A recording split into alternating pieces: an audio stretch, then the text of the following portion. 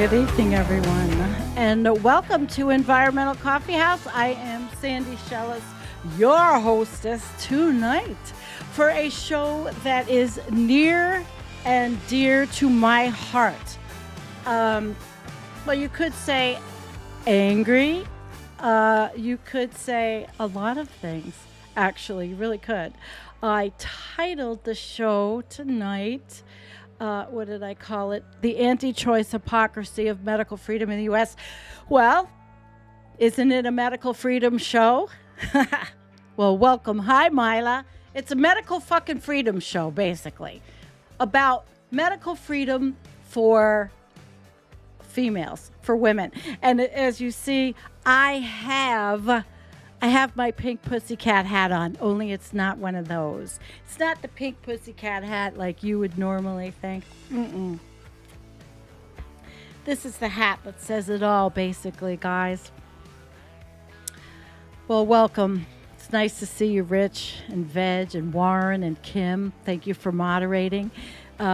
Old Sage Joe and Karen Reese. Poppy, hi, everybody. I'm glad you're joining. I have a video tonight, and I didn't go outside today and do my work, even though what was it? It was it got up to 63 degrees, which is something I didn't expect. But I had to do therapy. And therapy is kind of what I'm doing with this show. All right. I made a movie. This is a topic, this whole thing, some people can say, oh, it's a distraction, Sandy. We're at 422 ppm. And I say, well, okay. And the Arctic and the heat, and then I'll just say, okay, well, I'm wearing it on my hat. This is what's happening in the Arctic. So Jennifer's not here with me tonight, so we're not doing an Arctic show. We're doing a show I want to do because I was an activist.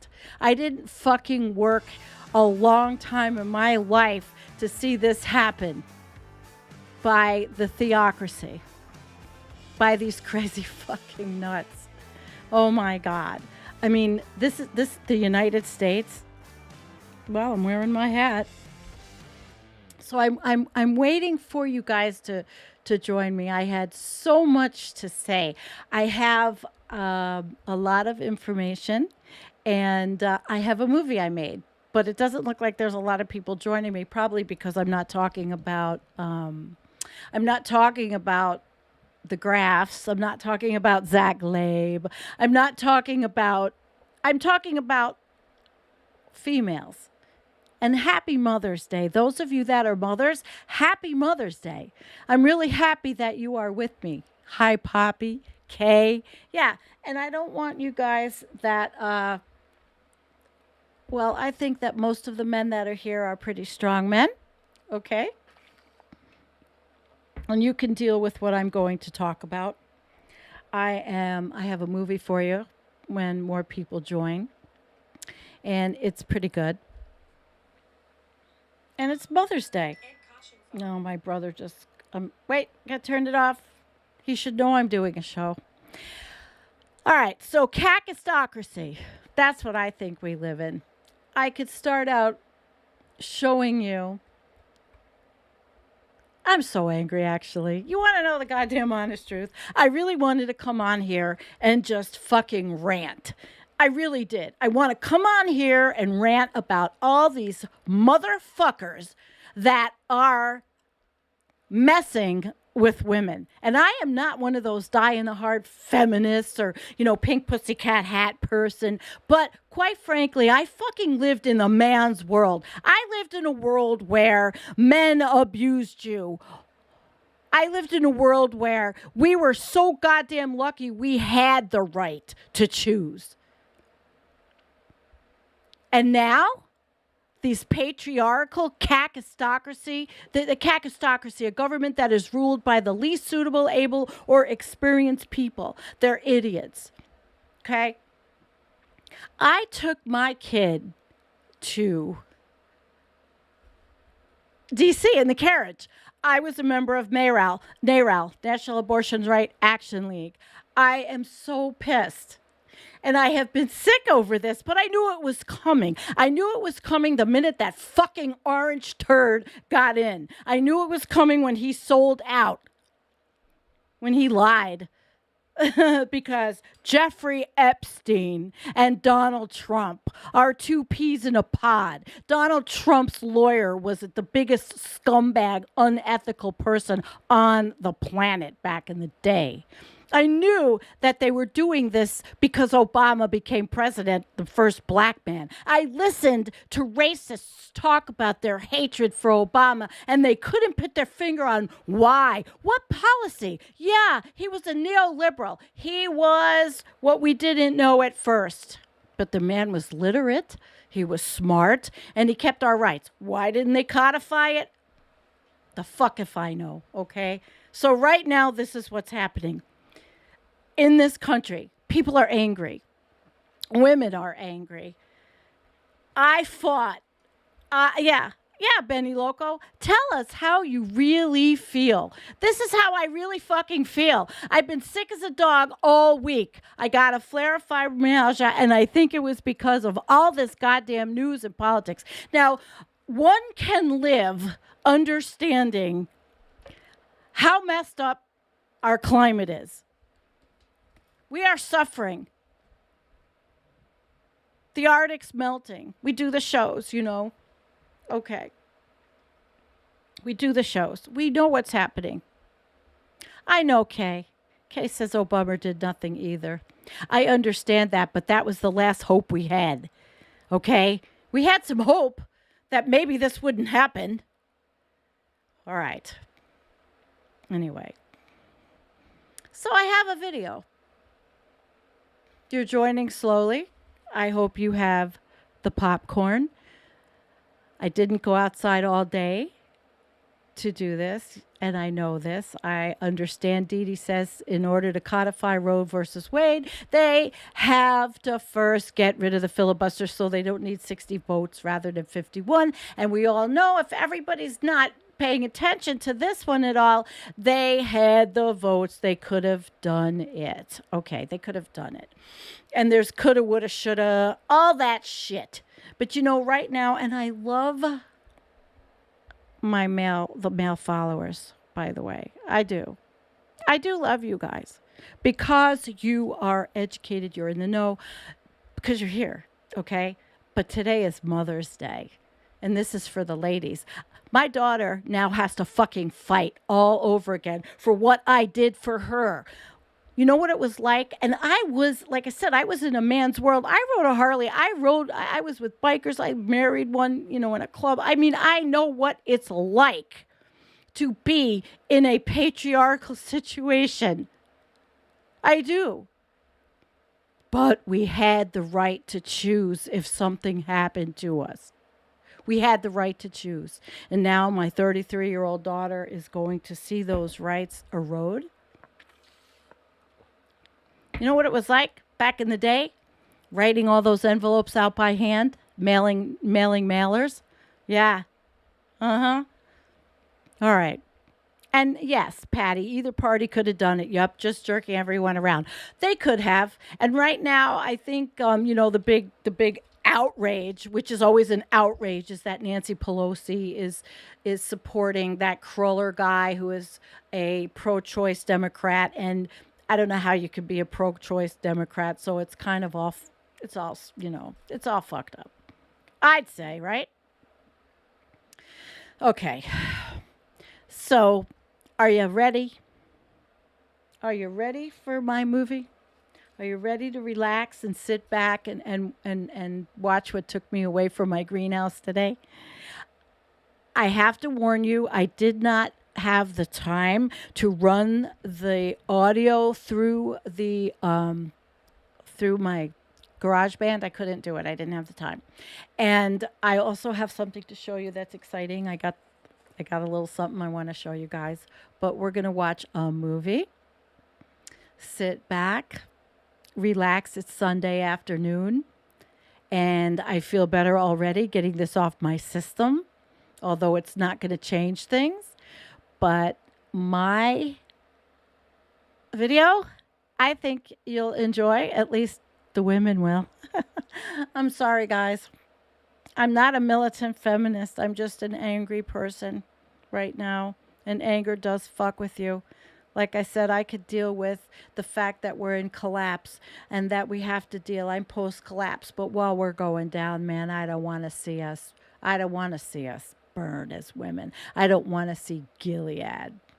Okay, here we go.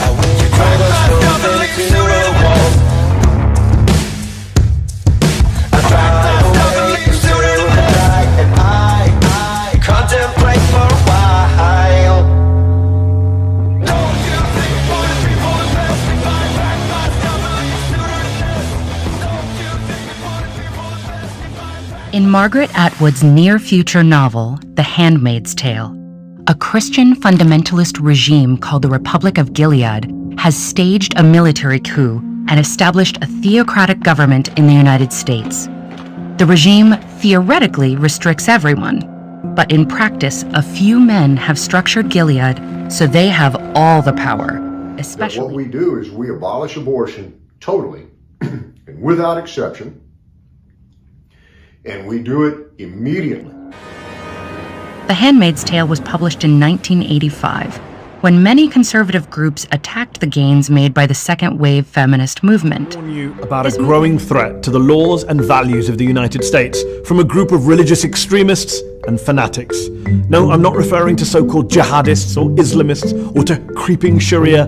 I'm referring to what I like to call the Christian Taliban, those Bible-thumping fundamentalists who are bent on theocratizing the US government.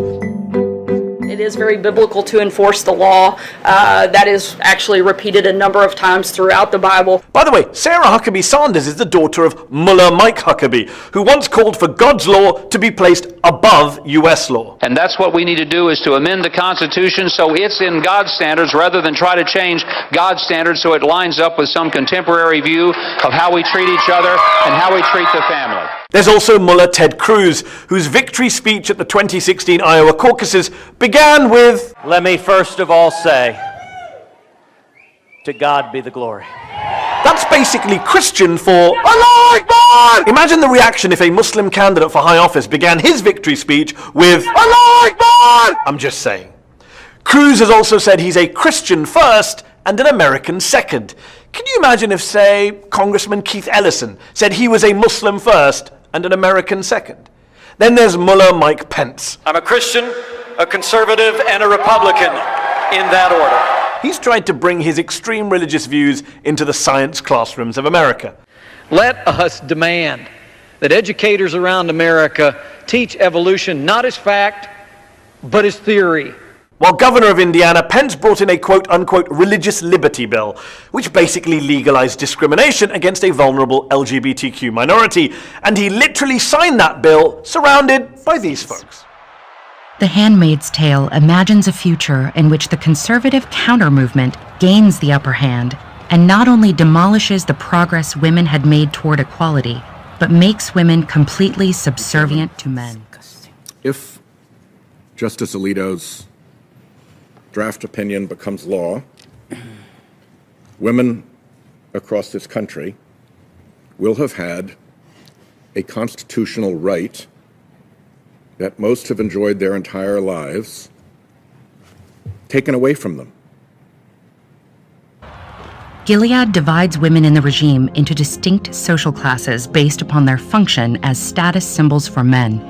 Even their clothing is color-coded. Women are no longer allowed to read or move about freely in public, and fertile women are subject to state-engineered rape in order to give birth to children for the regime. Astonishing and appalling. The basic legal claim here is that the word abortion doesn't appear in the Constitution. And of course, it doesn't appear in the Constitution. But the Supreme Court in 1973 in Roe versus Wade hinged its reasoning on Griswold versus Connecticut, which was a 1965 decision by the Supreme Court striking down a law banning birth control, even for married couples in Connecticut. And the Supreme Court said that the Due Process Liberty Clause includes a right to privacy over intimate decision-making. So the point is that Justice Alito's decision would apply also, presumably, to the right to privacy in contraception. And we know, of course, there is a right-wing war on contraception now. But if Casey is to fall, if Roe versus Wade is to fall, then Griswold versus Connecticut presumably is to fall as well, because the word contraception or birth control doesn't appear in the Constitution. Indeed, the phrase right to privacy doesn't appear in the Constitution. So this would appear to be an invitation to have, Handmaid's Tale type anti-feminist regulation and legislation all over the country. And all of that is perfectly in keeping with Justice Alito's opinion. Which Planned Parenthood is aborting fetuses alive to harvest their brains and other body parts. That is a fact. If a woman is forcibly impregnated or raped, the government is saying, we're forcing you to have that child. This is on the same continuum as what we're seeing in other states where they're trying to micromanage what words you use in our schools. You can't say gay, that sort of activity. This is just not the role of government. Let people live. I mean, people are very savvy. They should control their own bodies, of course. They also should be able to control and have a say over what their kids are saying at school and not have the state interfere with that.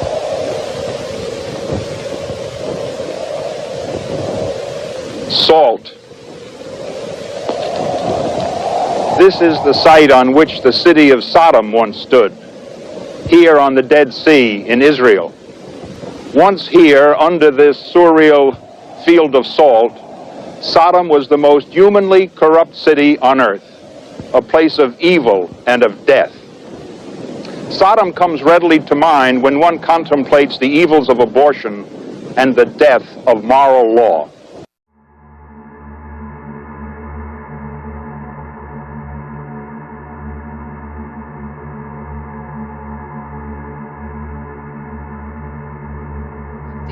Because we know that 80% of Americans believe that Roe should be the law of the land, and there is literally no state where banning abortion is popular, even in these states that are putting up the most unconstitutional, blatant restrictions on access to abortion. That in Texas, the state where Senator Cruz is proudly talking about choice, has passed a 6-week unconstitutional ban that not only criminalizes providers accessing abortion, the procedure after 6 weeks, also places a bounty on anybody who supports someone getting access to abortion. So I actually think the polling in this case is very instructive, because no one in these states actually wants this to happen. You have a vocal minority of state legislators who have control of the power, and they are wielding that power to make decisions about our bodies. I would no rather have Senator Cruz or any other state legislator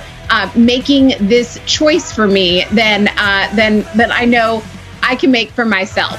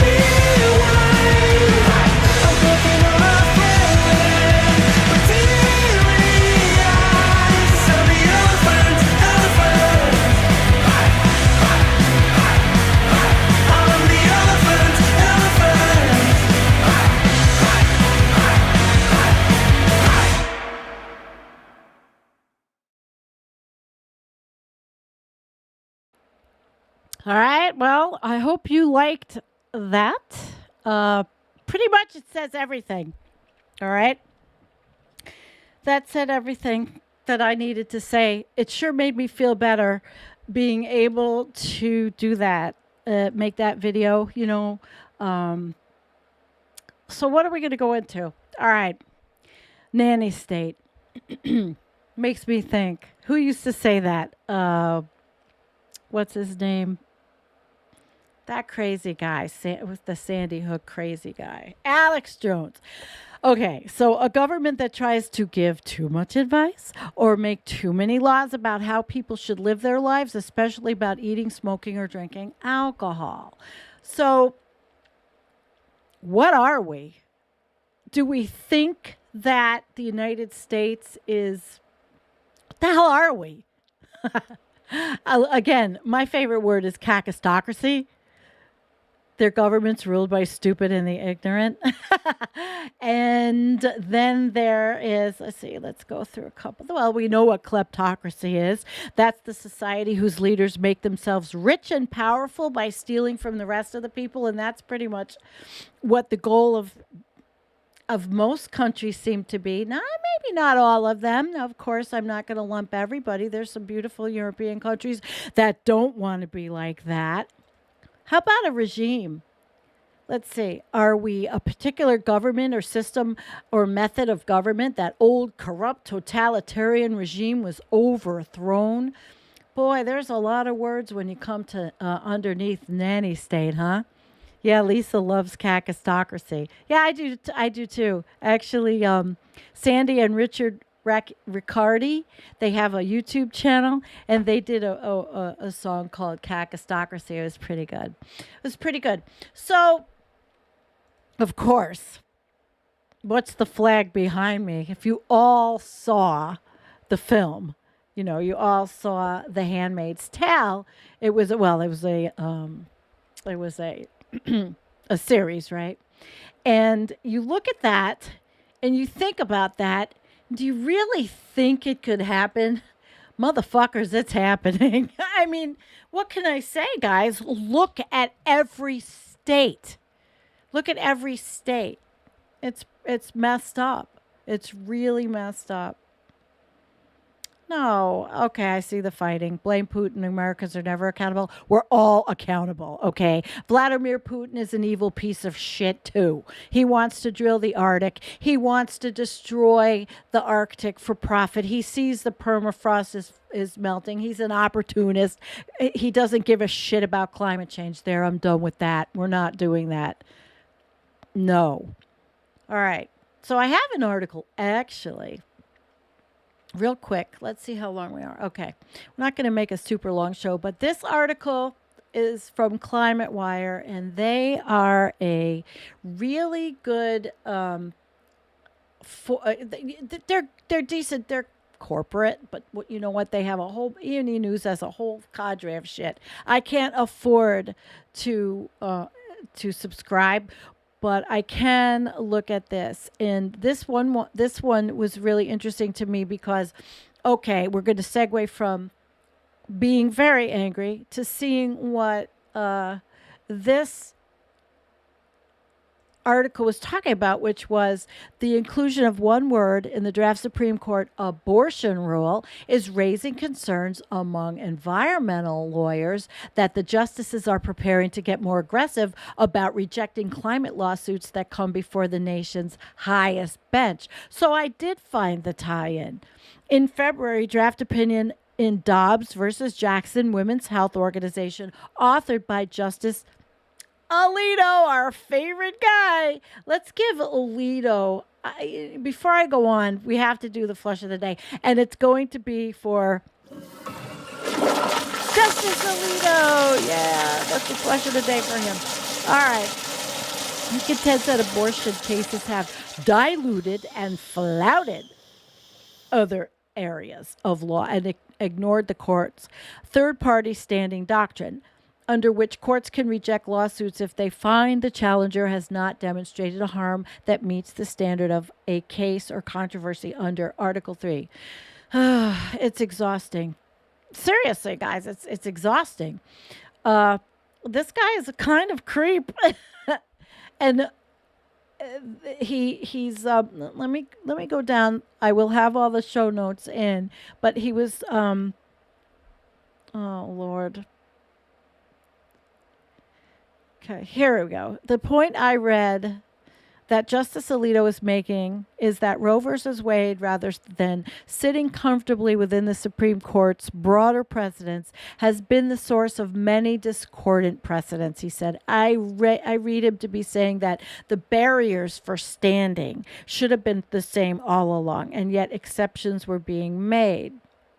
Everyone is seeing in this what they want to see, either in service of trying to advance themselves or undercut the decision in advance and raise the temperature even more. So listen, there's a connection in this. It's a connection, I think, with climate change denying, with the move to the right. I don't feel like reading the whole article at this moment, but I want you to go in there and I want you to read it and understand that there is a connection, and there will be one, because once the court finds this, they're not going to want to give us any kind of environmental righteousness. I mean, it's scary to me, because all of those regulations that might have been reinstated could go, and it's going to be even worse when you talk about energy independence. Yeah. So again, I'm going to go into a little bit to quickly go on. I had talked about the Libertarian Party because they, while the Libertarians, I consider them the scorched earth party. They don't care about regulations that will keep it safe where you live or where I live. They actually are pretty well, of course, as you would think, recognizing that abortion is a sensitive issue and that people can hold good faith views on all sides, we believe that government should be kept out of the matter, leaving the question to each person for their conscientious consideration. Now, do you think, how is that going to go in the voting booth? I still vote. I vote because I have a lot of local things that I care about. And it is a wedge issue. And Pew Research found that 60% of Americans polled think that it should be legal.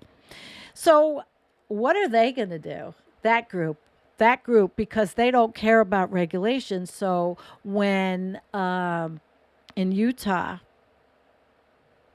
I think it was going to be all deregulated. So Bears Ears could have been developed. And now we have this Ukrainian war with Russia. We have all of the looming shortages of what we're being told, of wheat and of fuel. And now there is a renewed movement to energy independence, which means it could even come down to be as local as where I live, to frack our formerly unfracked beautiful county. So it is these are big issues. So most of these people say that they're pro-life, but and nobody. It's a terrible thing. It's never a first choice. Nobody feels like it's a great thing. No one that I know says, "Oh wow, abortion's wonderful. I just want to go get fucking knocked up so I can go have one." No one says that. We want the right to choose. We don't want patriarchal assholes that are born again, evangelical, controlling Christian Sharia law to take over the country. We've worked too fucking hard. Too hard. All right. So we see the libertarians. And there was this guy. He's like, okay, they insist they don't want to take away contraception, but he's admitting the quiet part out loud, and he says, He gave a jaw-dropping TV interview Friday in which he openly admitted that his caucus would consider banning certain forms of birth control, including Plan B emergency contraception and intrauterine devices in the wake of the Supreme Court. He's boasted he's passed or worked on 17 anti-abortion bills in the state legislature. He told the Idaho Reports that he probably would hear legislation banning the morning after pill. I don't know how to tell you how much I fucking hate these people. I really do. And I'm sure that there are people that I know that could see this and take offense. Well, fuck you. Okay. I'm sorry if you take offense, but I'm really not. Needless to say, pointing. All right. So this guy's like, he's a creep. All right. Now, I want to bring up Twitter a little bit because there's so many people on Twitter that are so cool, you know. And I wanted to show you Lisa. Hi, Lisa. Here's one. Desert File. David, you're not with us. Desert File. He says over 60% of adults say most abortions should be legal, and it really is. I'm sure. And here's something a little personal. You want to see this one? Well, back in the day, in my life, this is the county executive who I have a bit of a beef with in Erie County, but I don't live there anymore. Motorcycles are back on the road after a long winter and wet spring. Please exercise caution when driving or riding, and always look twice while turning, merging, or passing. It could save a life. Thank you to Abate of Buffalo for holding your annual awareness ride today. Guys, I used to go on that ride every single year, so I couldn't help myself. And I put that. There's me. I put that in because those were the days. I was kind of clueless. I was in my career. I would ride on the weekends. I had a lot of fun. But, of course, everybody else that wrote to him was doing, the regular Twitter nasty, critical bullshit, potholes, complaining, whatever. So that was my little feel good and try to remembrance of the old days before I realized what's on my hat. And T-Bone Side of Life, don't forget his channel. All right. I like this one, but I didn't do it right. I didn't do it over. If women took up arms to defend their reproductive rights, the GOP would ban assault rights yesterday. I don't know. I think they, most young girls, can you tell your guys I'm not, end of story? Or is that what they're going to get, the 1950s? Oh, this one I can't stand. We're talking about getting rid of people. They got rid of Chuck Todd. Let's get rid of Andrea Mitchell too. All right, there's my little go into there. And guess what? We're on Twitch. Yeah, we're on Twitch. But nobody administrates it. Nobody watches on Twitch. I didn't do it on Facebook today. So there you go. And there it was. So that was Twitter. And I had been looking up, but where did it go? I was looking up some more stuff on this. And hang on a second. Birth control, because it just gets me that they want to arrest women. And, here, Missouri, Louisiana, and Tennessee just banned Plan B. Peter Thiel-backed GOP Senate candidate wants to ban condoms and birth control. McConnell is now preparing for a nationwide, must be banned. This was never about health. This is always about a fucked up ideology and religious control. You're fucking right. Maybe this is full of a lot of fucks. I'm saying the fuck word, but this is true. I mean, I have heard nothing about responsibility of men. Men have the dick that gets the vagina and the fallopian tubes, take the sperm, go into the uterus, and implant a baby, a fetus, or whatever you want to call it. They call it a baby. I call it a fetus. So there's a lot of people talking about this. Yeah, and then GOP Senator Marsha Blackburn has proposed that birth control should only be legal for married couples. You know, Twitter is like the outrage machine, and I don't do it every day. I do my the little Twitter sphere of climate change, you know, the little group, because I can handle it. Like I said, I can handle the big stuff. I can't handle, you know, the small stuff. So let's see. If Roe fails, your constitutional right to birth control will also be in jeopardy. What the fuck is going on? I hope, you know what? Get out and vote your local elections. And for those of you that say, well, I can't vote blue, well, guess what? Goodbye.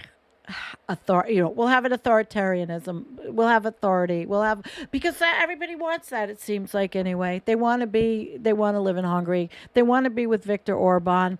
There's some really good progressives, and they happen to be running on blue ticket. I'm not going to be a purity person. There's too much shit going on, and you still have a local area you live in. If you're in a fucked up state, I'm sorry. I don't know if you can legislate your way out. What century is this? So most people are pretty upset, you know. I really had actually a good story on Facebook. Somebody had made this really good post on this issue, and I don't think I should bring it up because it was personal, but it outlined all these different kind of situations where someone would need an abortion. And it hit home. I had an abortion. If I didn't have an abortion when I was in my early 20s, it would have fucked my whole life up. It would have fucked the fetus up. Let's say I was partying a little too much. And who wasn't in the 1980s? Who wasn't?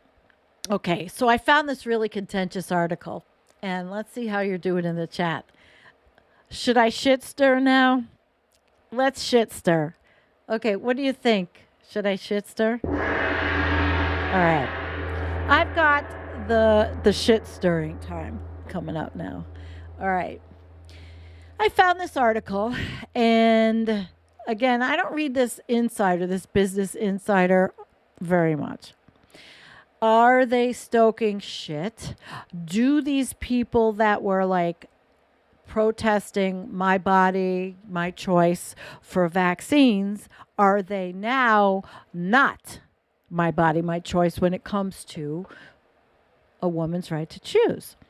And this article says people against vaccine and mask mandates have argued that they impose on a person's body autonomy. The rally cry of my body, my choice was rooted in the abortion rights battle of Roe versus Wade, yet these people against vaccine and mask mandates are now encouraging the potential demise of abortion rights. Now, is that the religious right? I can understand if someone, don't get the goddamn vaccine, you don't want it, okay? Don't get it. You made your choice. Right, there you go. But this is different. So let's hear, and I'm interested to see what you guys think of this article. So the leak of Supreme Court draft opinion that would end Roe versus Wade has been met with approval by many conservatives who championed the very same notion of bodily autonomy and personal choice throughout the pandemic. For example, Paul Gosar of Arizona urged the justices to move ahead with this decision on Tuesday. Yet, while railing against vaccine mandates last June, he said that they ultimately mean that your personal autonomy means nothing. It is no longer your body. It is no longer your choice.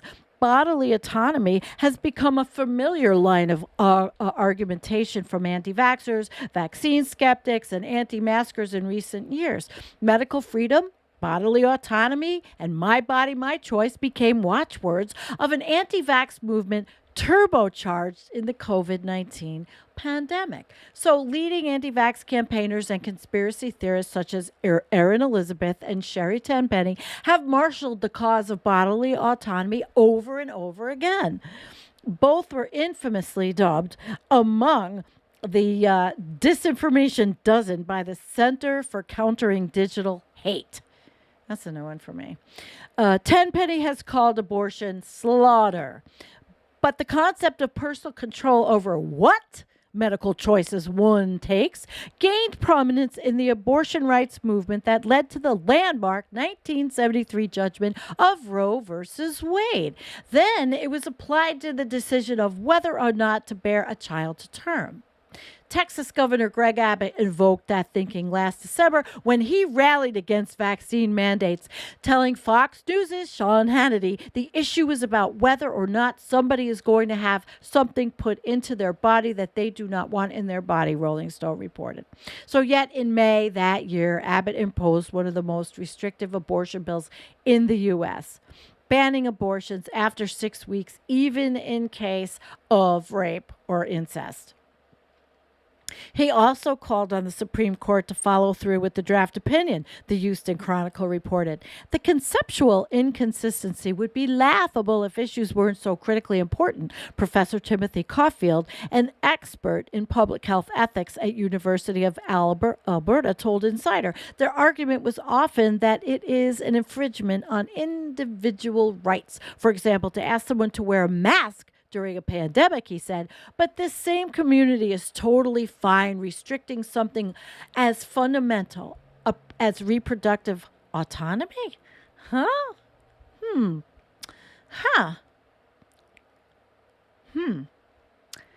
the pandemic, this view was precisely mirrored and inverted by vaccine skeptics. If you support a national vaccine mandate but shout, "My body, my choice," in support of aborting a baby with its own autonomously beating heart, you might be an evil asshole, tweeted Steven Crowder. Oh, we just love Steven Crowder, a conservative comedian. He said he can't contain his excitement at the Supreme Court decision.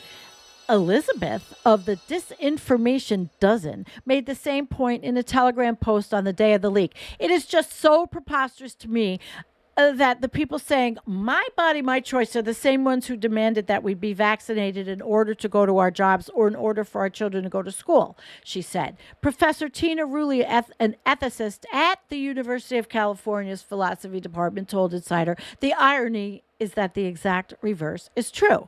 In a co-authored paper for the journal Bioethics, Rulli and Professor Stephen Campbell of Bentley University's philosophy department compared the competing claims of infringement on bodily rights brought about by the vaccine skeptic and the pro-life movements. Even if one accepts the premise that a fetus has the same human rights as a legal person, a far from universal view. The logic of my body, my choice is weaker when marshaled against vaccine mandates rather than by forced birth, they wrote. The paper argued that with abortion, the death of a fetus is a serious, intentional, moral decision towards an unidentifiable being. By contrast, an unvaccinated person who caused someone else's COVID-19 death may never learn of it, and most likely didn't intend it. However, the harms caused to others by refusing to be vaccinated can extend to many people and range from mild to multiple deaths. And getting jabbed is much less inconvenient than the burden of caring to term and giving a lifetime of care to a child, the professors wrote. Pro-life advocates who believe in the sanctity of life justifies the enormously burdensome costs of gestation mandates that should have a very low tolerance for actions that pose a substantial risk of death to others when the costs of avoiding such risks are minimal.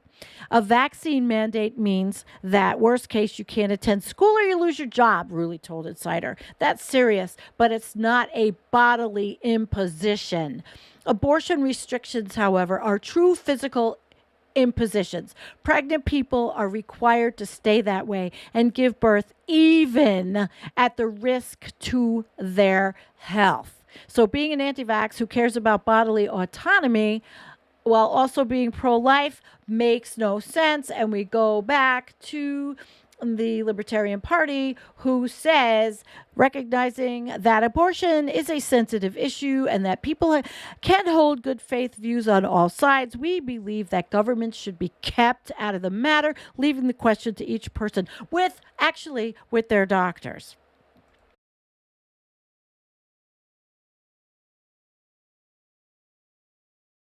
Stuff. Now I need to get back in here. Here you go. All right. So let me see where the chat is. I bet a lot of did I do some shit stirring there? Yeah. Okay. So how are you guys doing? Basically, that's it for me. I had to get out of me how I feel about this topic, because it is an activist topic that I was involved in. All right. And I was very involved in, probably a lot of you too. And then came climate action. Matt says, what percentage of Americans are inbred? Yeah, Lisa, I do feel better. I worked today on this. It took me, I had a flare up of something, fibromyalgia, whatever. I get sick. It's like pretty much every 2 months I feel like I have COVID and then it goes away, but I don't obviously have COVID. So I'm going to segue now.